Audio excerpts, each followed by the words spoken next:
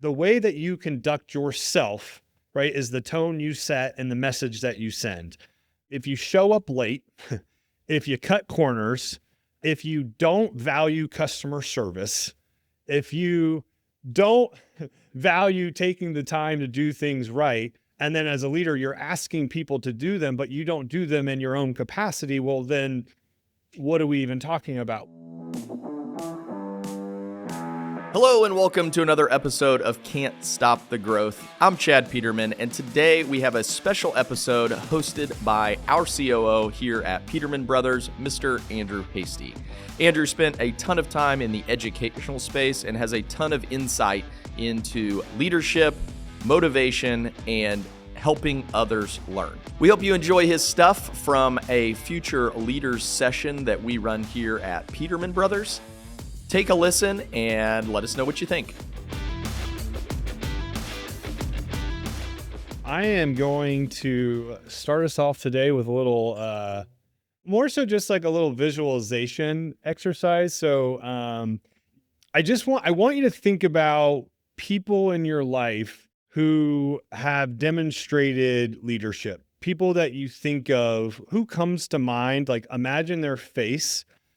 When you think of strong leaders, this can be in your personal life, this could be in your professional life. And I want you to not think about what they say.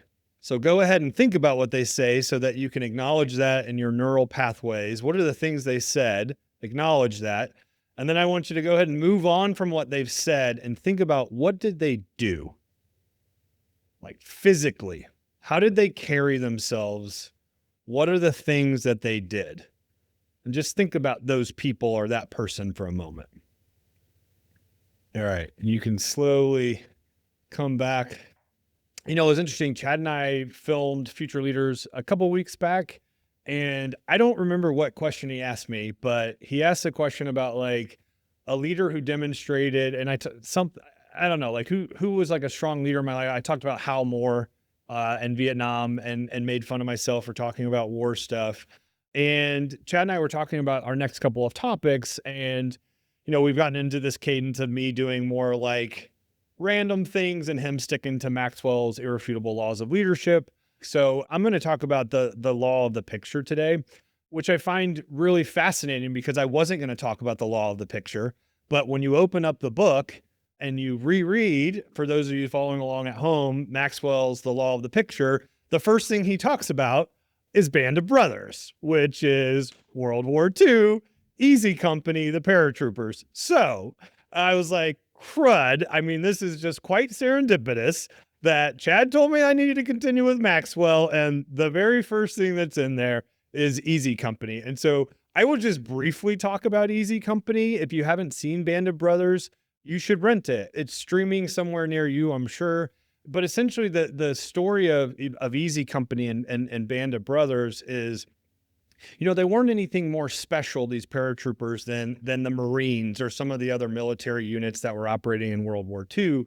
What really differentiated their unit was the leadership, the leaders that they had between the sergeants and the majors. And just from the top down, they had really good examples of bad leadership and really good examples of great leadership. And again, the successes that are sort of prescribed to that group of soldiers is the leaders that they had in play.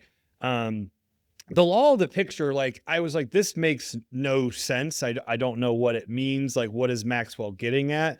And if you were to look at my notes, you're like, wow, that is remarkably less than he typically has. And I think that's because the law of the picture is, well, it's pretty straightforward. So I'll go ahead and like say it simply for you. The law of the picture is just leading by example. And I think there's a ton of different metaphors that you can paint from the law of the picture. I think most notably is probably like the picture that you're painting. Because I think the reality is we probably say a lot of things, right? Like we say a lot, we talk a lot throughout the day, right? I think there's a great Hitch quote with Will Smith. I don't know how I don't plan these random movies, but he says like something along the lines of like 90% of what you say isn't coming out of your mouth, right? It's your body language. It's how you carry yourself. And I think like as leaders, our actions are what are going to set the tone for our team. So law of the picture, I'm still like back and forth on like this definite like law of the picture. It's like, I get what Maxwell's doing. It's interesting. Lead by example. The leader's actions are going to determine the culture, the efficiency, and the work ethic of your team. And I think ultimately it's like the whole thing of like, I remember my fourth grade teacher, Sister Marie Grace, would always say like, do what I say, not what I do. And I think it's typically because leaders have a bad habit of like not doing what they say that we're supposed to do, right? Because we're not actually doing the things we're asking people to do. That's kind of why I brought up Hal Moore, the idea of like, I'll be the first into battle and the last to leave it. I'm going to be alongside you. I think other examples that we see throughout history are Abraham Lincoln, right? The guy was president of the Union and like visited troops on the front line. Like wasn't just someone making decisions or meeting with generals to go figure stuff out. He was right there front and center and learning firsthand. Herb Keller, if you're a Southwest Airlines fan, I am not. I'm more of a Delta guy myself, but Southwest also really unpopular right now in the news. I think they're starting to charge for their bags, which Spirit is looking to capitalize on big time. But Southwest, Herb Keller is like notorious for like being seen like loading bags into airplanes. He's like been seen like doing flight attendant stuff, like handing out drinks and snacks on the aircraft. And so there's all these things, right, that we ask our teams to do, that we talk about, that we say, and it's ultimately the law of the picture is like, well, what are you doing? Like think about your role, not like your responsibilities, not like what your job description says. It's like, what do you physically do throughout the day? And I'll relate this back. I think Maxwell will be happy about this. Chad talked about like the law of solid ground. And I think this is something Danny talks about in the Peterman way, which is like every single thing that you do is either building trust with someone or it's creating distrust. And that's like whether we like it or not, like whether you're having a good day at work or a bad day, and we're humans as well. But just know that like both your direct reports or the people on your team or the people in the organization are going to be looking and watching you, whether it's an entry-level employee or it's the CEO. They're watching you.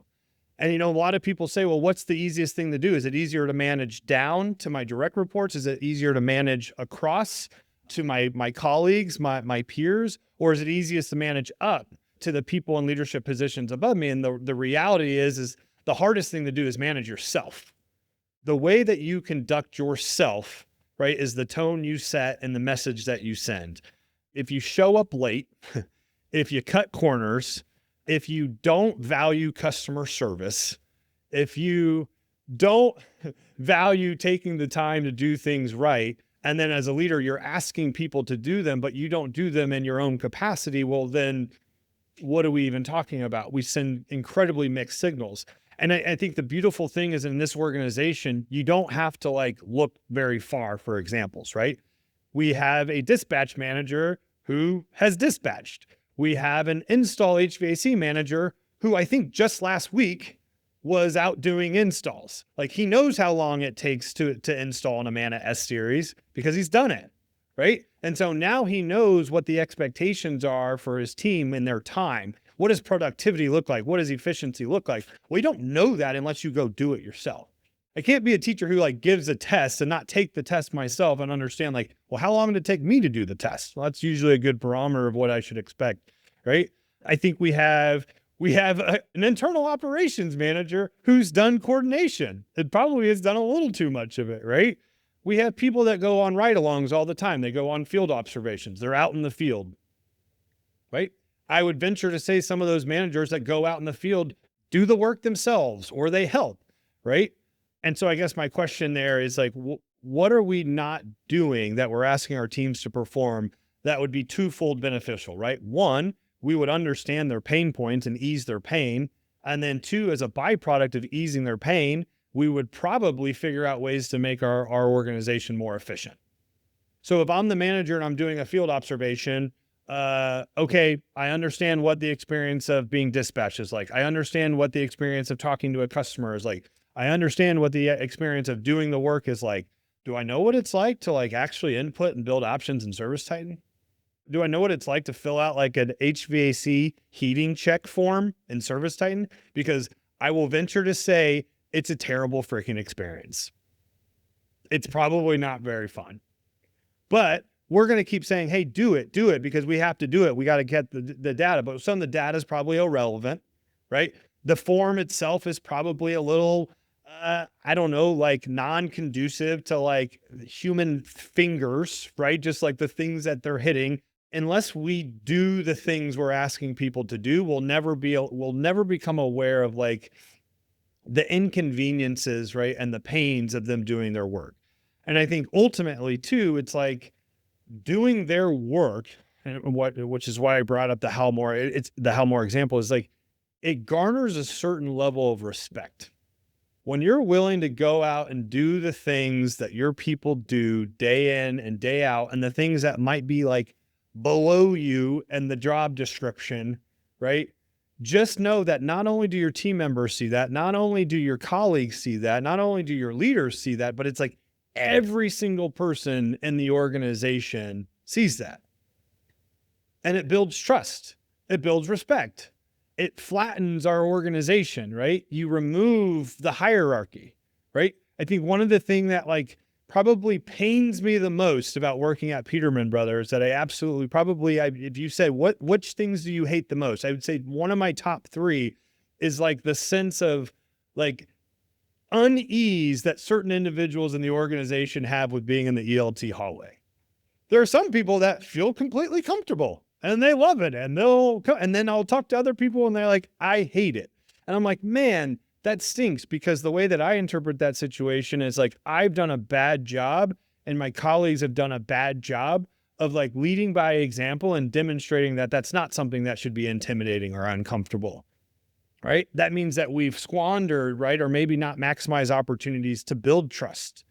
It's interesting. I did a talk on like psychological safety and Maslow's hierarchy of needs with the L&D team. And we talked a little bit about psychological safety at Peterman Brothers that I incorporated into a talk. And I don't even remember what the title of that talk was now, forgive me. But I talked about Abraham Maslow, and essentially like what we're talking about right now is modeling. You are modeling the behaviors that you want. So if you want people to move urgently with their job, then you have to be urgent. If you want people to be on time, then you have to be on time. It's just modeling. And Maslow has this quote where he said, if we're not modeling what we're teaching, then we're teaching something else, right? If we're not modeling what we're teaching, then we're teaching something else. I think like one of my favorite times, and I reached out to this person last week, like one of my favorite moments at Peterman Brothers is like going past the dispatch room here at HQ and seeing Brittany Williams like with a desk, like a school desk, like a movable desk, and moving from dispatcher to dispatcher and doing like a real-time ride along, like a real-time field observation. And I didn't listen, and I didn't like creepily hover over to like hear what was being said, but you could just tell by the body language, right, that like the tone was coming from like a coaching place. And I'm sure, I didn't hear it, but I'm sure she was probably giving like real-time feedback. She was probably in some of the moments doing the dispatching or the strategy or the conversation herself. And like that team is going to ultimately buy in to her and what she's asking them to do, right? Because she's done it and is willing to continue to do it. There is nothing more exciting if you've been in sales than to watch a sales manager go and close a deal. It's one of the most exhilarating things. It is the most exciting thing ever when you have a sales manager who has to take over the process. And I'm not talking about like just go and discount. That's not what I'm saying. I'm saying like when a sales manager goes and runs a process and closes a deal, you're like, dang, that makes, duh. Like you're the manager because you used to do this day in and day out. You're a closer. And I wonder how much of our jobs have become so administrative that like have our teams, do they even know the level of badassness that is in this room and on this call? Like it pains me to think that like they don't even realize the level of talent that we have in our leadership at Peterman Brothers, because we've come sort of inundated with all these tasks, right? These things that we do, these administrative things, right? That like, it's what we do. It's not what we say. It's like what we do that will inspire them. And when we go out and we do the things we're asking them to do, then like the empowerment is endless. It's endless. You will have people bought into what you're asking and what we're doing as an organization for their careers. Maxwell talks about this in like 3 big ways. I got to remember, if I'm talking about the Maxwell stuff, Chad has to remind me that I have to also break down like what he's saying and not just like give my own spin on it. So the 3 pictures that he talks about painting is number 1, vision and values. So that is you clearly demonstrating what matters. Because remember, everyone can recite the core values. I haven't done that in a while, but I mean, usually when I talk to field professionals, the first thing I say is what are our core values, right? Everyone can recite them, right? A leader can recite them, but like living by them is a completely different thing. Like, what does strong work ethic look like? What does professionalism look like? What does unrivaled, unparalleled customer service look like? We can say it all we want, but until we model it, until we do it, it's probably falling on deaf ears, right? They need an example. Our teams need examples. They have to see the exemplar. They have to see what excellence looks like. Number 2 is work ethic and accountability. You show up, you do the hard work, and you take ownership. If you've ever ventured into the podcasting realm, Jocko Willink has this whole thing on extreme ownership. The idea that like work hard, no excuses, own the results regardless of what they are, right? Number 3 is attitude and team morale. So I find this one really interesting because I've never been involved in an organization that is so heavily dependent upon the weather. It's awful. Well, don't get me wrong. As a middle school principal, you're like, snow days here and there, the kids going out for recess. Is it too cold? Yada, yada, yada. But I mean, like, so incredibly financially tied to the weather, right? The seasonality of it. It's something that we try to model. It's something we try to even predict, right? And I noticed that it is really easy to have a good time when things are going well. It's really easy. It's really easy. Like when you, like in the summertime too, when it's like 95 and you're like the hotlines, the TO hotline's going to be humming. Things going to be on damn near on fire, right? It's really easy. It's fun. It's great. It's not so much when it's stressful, right? It's not so much like when we're having setbacks, when we have trials, when we have tribulations, and when we have challenges, because the reality is that just like us setting the example of what we expect them to do, well, guess what? The same thing we do, the same way we act, the same body language we have when things are not going well, when we're in the red, when we're not hitting budgets, they're watching you then too. When someone's messing something up and you're just there to fix it and your hands are on your head and you're like, what in the heck, right? They're watching that too, because that's the way you're going to coach them or hold them accountable when they screw something up. I think it would be interesting to say, a lot of you at this point know I'm a gamer, and there's some games when you're like first person shooter type games where you can have this like essentially like a drone that's hovering around you. I won't get into any more details than that, but my question to you would be like, if you had a drone that was hovering around you, or maybe you were, for those of you who go way back to the Truman Show, if you were just being recorded at all times for like an entire week, right? You're being recorded by a drone, or maybe we're secretly just watching your life for a full week, right? It's like, what would you want to see yourself doing? Not saying anything. It's on mute, just like physically. What are you doing? Right? And how is that perceived by your team? And how is that perceived by your colleagues? And how is that perceived by everyone in the organization, from a $18 an hour entry level employee to all the way to the top of someone on the executive leadership team? What is the perception of that? I think I would close with, so those were our 3: vision and values, work ethic and accountability, attitude and team morale. team morale, not just when we're winning, right? More importantly, when we're losing, right? The famous John Wooden had this quote about like, you'll learn a page about winning and a book from losing, right? So like we learn a lot from losing, but not only do we learn a lot, it's our team learns a lot about what type of leaders we are when we lose. My final thoughts to you would be, your team is watching. Whether you think they are or they're not, they're watching. And leadership is not just about words, it's about the example that we set every single day. My challenge is go through that thought exercise and think about, what am I doing throughout the week? And over the next week, identify one behavior that you think that you can do a better job modeling. For me, it's probably frustration. Verbally, I don't have very many like Principal Hasty moments where I get really aggressive and my tone changes. But I think something I notice, body language. I'll slump over, I'll put my hand on my head, I'll shake my head. I know, and Christy's laughing because I'll do those things. I'm like, crud, people see that. Even if I'm having a conversation with someone in the hallway and then I do that, people see that. They pick up on that. We're going to end with a quote from Sun Tzu, The Art of War. A leader leads by example, not by force. The law of the picture. Paint the picture that you want people to see, right? And you're not going to do it with words. You're going to do it with action.